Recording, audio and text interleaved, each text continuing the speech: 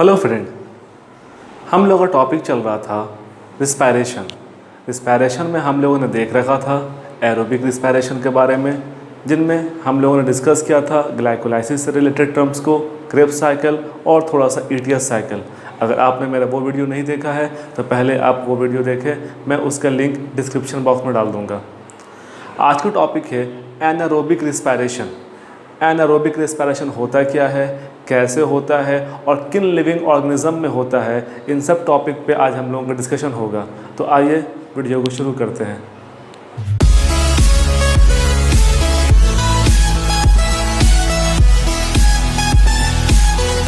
Anaerobic respiration, anaerobic का नाम में ही डेफिनेशन छुपा हुआ है। एनारोबिक मैंने बताया था कि एयर वर्ड आ रहा है, ठीक है ना, एरोबिक में AER जो था, एरोबिक में ये वर्ड मतलब होता है भाई एयर। दैट मीन्स वैसा रिस्पायरेशन जिसमें एयर की प्रेजेंस ज़रूरी होती। एनारोबिक रिस्पायरेशन मीन्स वैसा रिस्पायरेशन जिसमें ऑक्सीजन का प्रेजेंस ज़रूरी नहीं है, यानी कुछ ऐसे लिविंग ऑर्गेनिज्म हैं जो बिना ऑक्सीजन के प्रेजेंस के भी एनर्जी को प्रोड्यूस कर देते हैं और अपनी ज़रूरत के हिसाब से एनर्जी को प्रोड्यूस करके अपने काम को करते हैं, अपने मेटाबॉलिक फंक्शंस को परफॉर्म करते हैं। तो एरोबिक का जस्ट उल्टा है एनारोबिक, यानी कि without presence of oxygen. Gas का मतलब यहाँ पर ऑक्सीजन हो रहा है, यानी बिना ऑक्सीजन के लिविंग ऑर्गेनिज्म रिस्पायर कर जा रहे हैं, एनर्जी प्रोड्यूस करते हैं। यहाँ तक तो कॉमन प्रोसेस है दोस्त, जो हम लोगों ने देख रखा था, ठीक है ना। Glycolysis process, glucose firstly converted into the pyruvate. ये लाइन भूलना नहीं है, हमेशा और हमेशा ग्लूकोज जो है वो पहले पायरुवेट में कन्वर्ट होगा। जो ग्लाइकोलाइसिस प्रोसेस कहला रहा था, ये कहाँ हो रहा था भाई? साइटोप्लाज्म में। यस, ठीक है, ये साइटोप्लाज्म में हो रहा था, ठीक है। इस प्रोसेस को बोलते हैं हम लोग ग्लाइकोलाइसिस, ग्लूकोज का कन्वर्ट होना पायरुवेट में। This is a universal process, okay. इसके बाद चेंजेस होगा। अब यहाँ से पायरुवेट बनने के बाद ये पायरुवेट बिना ऑक्सीजन के प्रेजेंस के वो डायरेक्टली कन्वर्ट हो जाएगा एनर्जी के फॉर्म में और कुछ प्रोडक्ट को प्रोड्यूस करेगा। इस तरह के प्रोसेस को बोलते हैं हम लोग फर्मेंटेशन प्रोसेस, ठीक है। फर्मेंटेशन मीन्स होता है एनर्जी का प्रोडक्शन होना। बहुत ही सिंपल लैंग्वेज समझिएगा, एनर्जी का प्रोडक्शन होना in the absence of oxygen, यानी कुछ ऐसे लिविंग बीइंग हैं जो ऑक्सीजन के एब्सेंस में एनर्जी को प्रोड्यूस कर जाते हैं। That type of process is known as fermentation process, okay. Fermentation two types के होते हैं, एक जिसमें इथाइल अल्कोहल जनरेट होता है, दैट मीन्स अल्कोहलिक फर्मेंटेशन। एक दूसरा जिसमें लैक्टिक एसिड प्रोड्यूस होता है, that is called the lactic acid fermentation, ठीक है। कैसे होता है भाई? सबसे पहला और सबसे इम्पॉर्टेंट पॉइंट जो आपको याद रखना होगा कि respiration is an enzymatic process. अपने आप कुछ नहीं हो रहा है, कोई बोल दे कि खुद से हो गया, ये ग्लूकोज पायरुवेट में खुद से कन्वर्ट हो गया, बिल्कुल नहीं। ग्लूकोज को पायरुवेट में कन्वर्ट करने में 10 स्टेप लगते हैं। This is the 10 step process and अलग अलग स्टेप में बहुत सारे एंजाइम्स काम करते हैं जो इस ग्लूकोज को कन्वर्ट करते हैं पायरुवेट में। जस्ट लाइक पायरुवेट जब दूसरे प्रोडक्ट को बनाएगा, इथाइल अल्कोहल को बनाएगा in the absence of oxygen, तो ये भी डायरेक्टली नहीं हो जाएगा, खुद ब खुद हो गया। ऐसा हमारे बॉडी में या कोई भी लिविंग बॉडी में ऐसा कोई मैकेनिज्म नहीं है कोई काम खुद से हो जाए। इस काम को करने के लिए एंजाइम्स हेल्प करते हैं। तो pyruvate in the absence of oxygen ethyl alcohol में जनरेट हो रहा है, किसके प्रेजेंस में? एंजाइम्स के प्रेजेंस में। 10th में ये बात जानना नहीं है कौन से एंजाइम से, लेकिन इसमें प्रोसेस होते हैं कि आपका डिहाइड्रोजनेस आपके यहाँ पर एंजाइम्स काम करते हैं, ठीक है। तो ये अलग अलग एंजाइम्स के प्रेजेंस में ये कन्वर्ट होता है। ये एक अलग स्टेप है जो हम लोग क्लास 11th में बेसिकली अच्छे से डिस्कस करेंगे।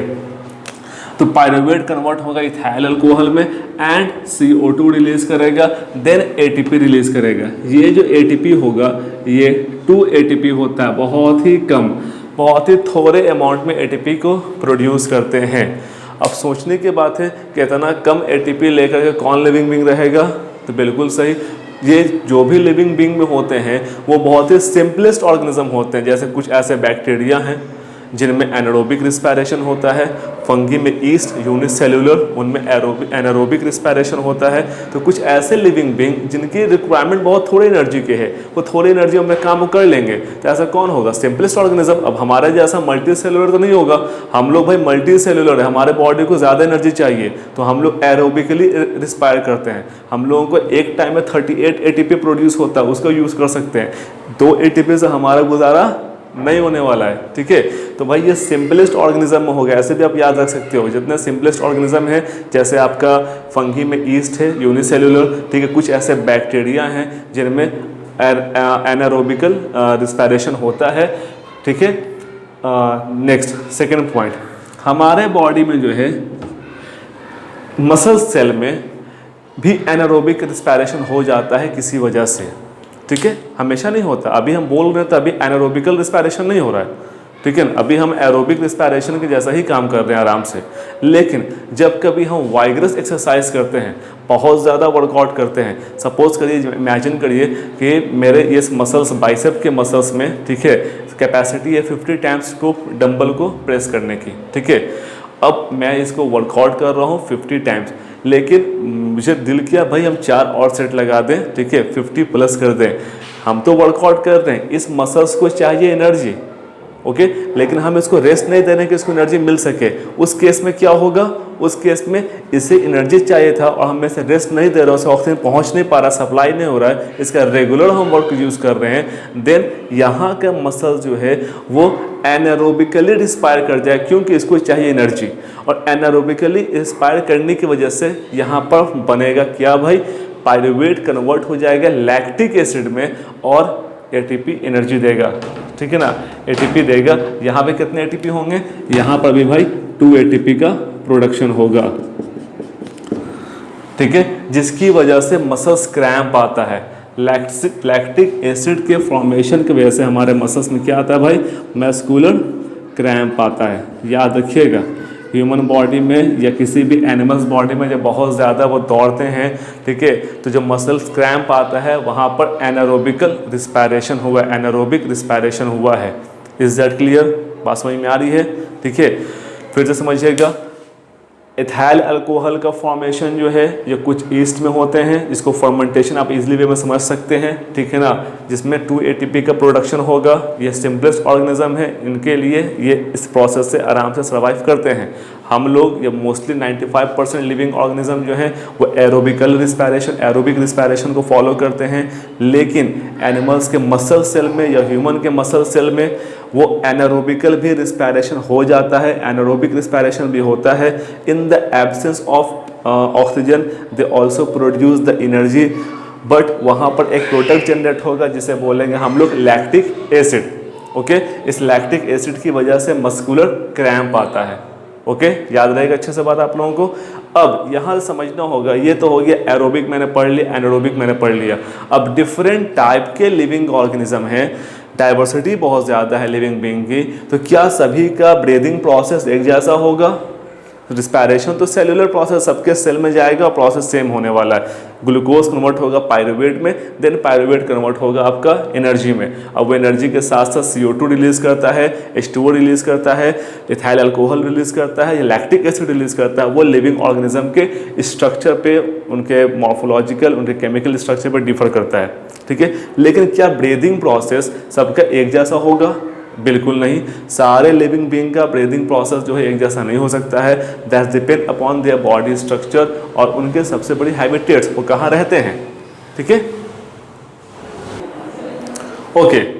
अब समझते हैं कौन कौन सा लिविंग बीइंग होगा और किस तरह से उनका ब्रीदिंग प्रोसेस होगा। Just like example, simple organism से बात करते हैं। अगर किसी अमीबा की बात करें हम लोग, that is the unicellular organism, और कैसा है भाई? यूकैरियोटिक नेचर का है, ठीक है, इसके अंदर न्यूक्लियस प्रेजेंट होता है। हाउ दे रिस्पायर और breathing? Through the diffusion process, very simple, है ना, डिफ्यूजन प्रोसेस के हेल्प से हायर कंसंट्रेशन से लोअर कंसंट्रेशन की तरफ ऑक्सीजन का मूवमेंट होगा और ये अपने ब्रीदिंग प्रोसेस करेंगे। जैसे ही ऑक्सीजन अंदर जाएगा, same process glycolysis, then after Krebs cycle चलेगा, एनर्जी मिलेगा इसे।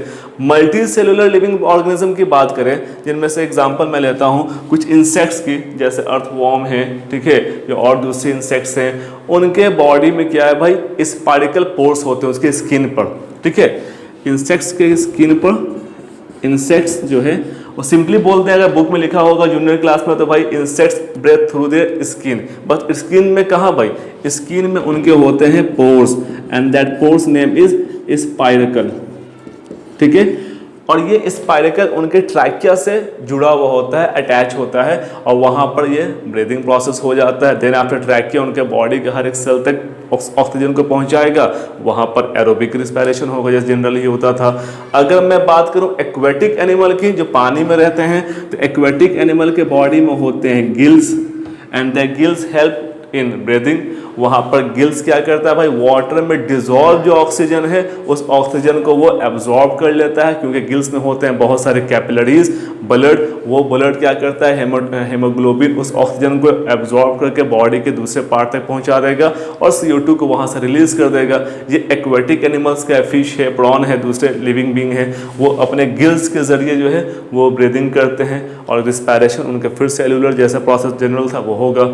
ह्यूमन की बात करें तो ह्यूमन बॉडी में या एनिमल्स बॉडी में भाई बदाबता है, जितने भी टेरेस्ट्रियल एनिमल हैं, ज़मीन पर रहने वाले हैं, लैंड पर रहने वाले हैं, उनके बॉडी में होते हैं लंग्स, और वो अपने लंग्स के हेल्प से ब्रीदिंग करते हैं, ठीक है। तो ह्यूमन का पाथवे क्या होगा भाई, ह्यूमन का पाथवे जो होगा, सबसे पहले नोज से जस्ट अंदर नॉस्ट्रिल के पास जो अंदर चला जाएगा तो अपर एरिया जिसको बोलते हैं फेरेंगियल एरिया, फेरिंग्स, ठीक है। माउथ से लेंगे तो डायरेक्टली फेरिंग्स में चला जाएगा। फेरिंग्स के जस्ट बाद हमारा लैरिंग्स, जहाँ से हमारी आवाज़ निकलती है, वोकल कॉर्ड, ठीक है।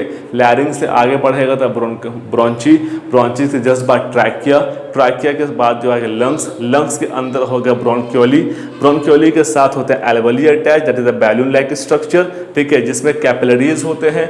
वो कैपिलरीज क्या करेगा भाई, वहाँ पर हेमोग्लोबिन होते हैं। हेमोग्लोबिन क्या है, हेमोग्लोबिन जो है एक प्रोटीन है ग्लोबिन नाम का, जो at at a time 4 molecule of oxygen को, 4 मॉलिक्यूल ऑफ ऑक्सीजन को कैरी करता है। वो ऑक्सीजन को लेकर बॉडी में पहुंचा देगा हर एक सेल में, हर एक टिश्यू में, डिफ्यूजन प्रोसेस के हेल्प से। वहाँ पर क्रेब्स साइकिल होंगे, ग्लाइकोलाइसिस होगा, फिर क्रेब्स साइकिल होगा, ETS होगा, एनर्जी प्रोड्यूस होगा, और जो एनर्जी यूज़ करना किया प्रोडक्ट के फॉर्म में CO2 प्रोड्यूस हुआ, और उस CO2 का हम लोग अपने बॉडी से फिर एक्सक्रिएट करेंगे, रिलीज करेंगे, एक्सहेल करेंगे, एक्सक्रीट ना बोल के हम उसको वहाँ पे एक्सहेल वर्ड यूज कर ज़्यादा बेहतर होगा, एक्सहेल करेंगे और वो उसी पाथवे से होकर फिर बॉडी से बाहर निकलेगा। यह पूरा मैकेनिज्म जो है यह ब्रीदिंग विथ रिस्पायरेशन हुआ। आई होप क्लास समझ में आया होगा आप लोगों को। मेरे प्रीवियस वीडियो से आप जोड़ के देखिएगा, समझिएगा, एरोबिक देन एनारोबिक, आपको क्लास समझ में आएगा। अगर आपको फिर भी कोई डाउट होता है कहीं पर कोई टॉपिक को समझने में, तो आप कमेंट बॉक्स में क्वेश्चन करें, मैं ज़रूर कोशिश करूँगा आपके आंसर करने की, और इससे रिलेटेड हम कुछ ऑब्जेक्टिव्स भी करेंगे बाद में चैप्टर कंप्लीट होने के बाद। ओके, वीडियो अच्छा लगा हो तो लाइक करें, शेयर करें, अपने दोस्तों को शेयर करें भाई। और अगर अभी तक आप लोगों ने सब्सक्राइब नहीं किया है तो सब्सक्राइब के बटन को प्रेस करें, ठीक है, और उसके पास में बेल आइकन को ज़रूर प्रेस करिएगा ताकि टाइम टू टाइम आपको मेरे वीडियो का नोटिफिकेशन मिलता रहे। Thank you.